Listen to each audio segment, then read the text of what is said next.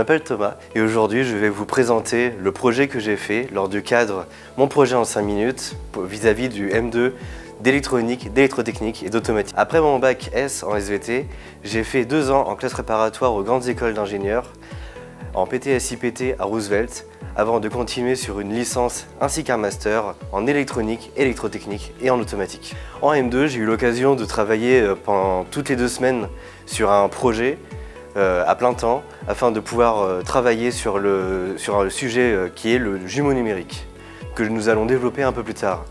J'ai été en binôme, je n'étais pas seul et maintenant c'est à lui de se présenter.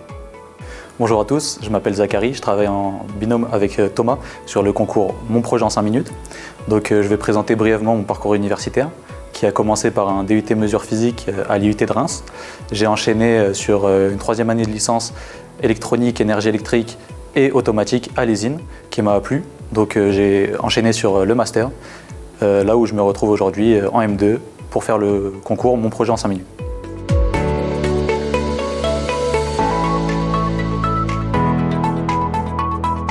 Le projet Ecofertis est un projet euro-méditerranéen financé par le programme PRIMA qui consiste à transformer les déchets agricoles en engrais écologiques pour une agriculture plus écologique et plus productive. Cela apportera aussi une aide économique aux agriculteurs au vu de la hausse considérable du prix de l'engrais lors de ces dernières années. À propos du projet, nous nous sommes occupés de la partie automatisation du process industriel et donc par la réalisation du jumeau numérique, du compost.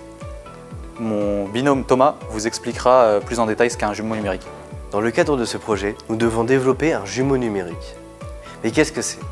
Un jumeau numérique, c'est une modélisation 3D ou une simulation d'un système réel qui existe déjà ou qui existera. Dans le cadre de ce projet, étant donné que le système n'existe pas encore, nous allons nous concentrer sur la modélisation 3D. Cette modélisation 3D, elle va nous permettre de pouvoir mettre ce que l'on souhaite dans un système afin de pouvoir comprendre comment est-ce qu'il pourrait fonctionner, comment est-ce qu'il pourrait réagir s'il devenait un système réel.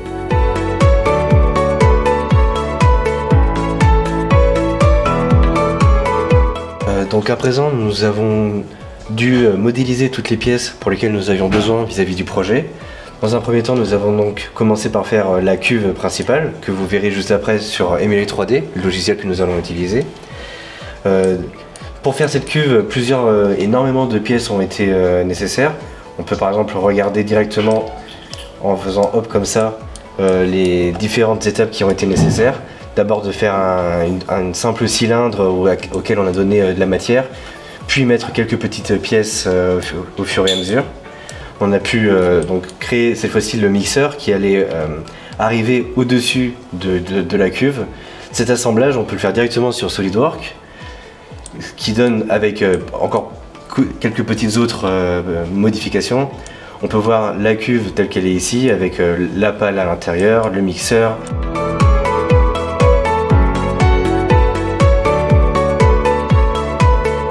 Et donc voici le jumeau numérique de notre prototype de compost industriel avec une entrée. Donc ce bloc servira à créer des sphères qui symboliseront les déchets agricoles.